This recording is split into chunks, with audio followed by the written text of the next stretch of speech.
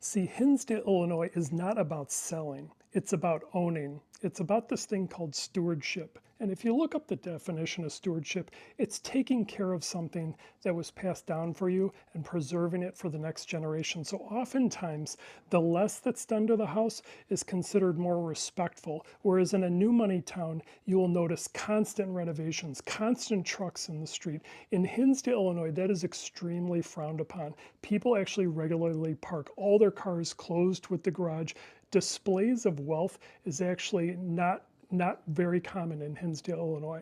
The best wealth comparison of Hinsdale, Illinois is it's almost like a certificate of deposit. You know, one of the safest investments you can make. Hinsdale, Illinois real estate is sort of parallel to that. It's sort of a guaranteed return. One of the biggest secrets of Hinsdale, Illinois is people rarely sell, if ever sell, their home.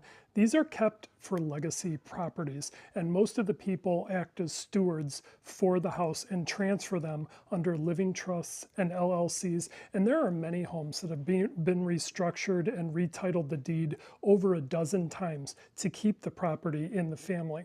So this is why homes in Hinsdale, Illinois rarely actually hit the open market. So when you hear people say that there's a scarcity mindset in Hinsdale, Illinois, people do actually hold on to their properties for over 100 years, and they keep transferring them through living trust to other family members. Selling is sort of an anti-status signal in Hinsdale, Illinois, because it's shown as that you need the liquid assets or that you need the cash. So in Hinsdale, Illinois, it's often encouraged to keep your property as long as possible, because this also protects your neighbors.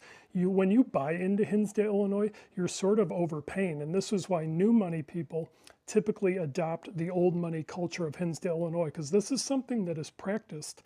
So that's sort of how I learned about Hinsdale by osmosis, as my mother was lucky enough to get her first teaching job at a very prestigious Hinsdale elementary school. And we lived in neighborhoods like Clarendon Hills, Western Springs, Gulfview Hills. So we've also not only lived in Hinsdale, but also the surrounding areas. So I can give you sort of anecdotal, real world stories on why Hinsdale, Illinois is so special.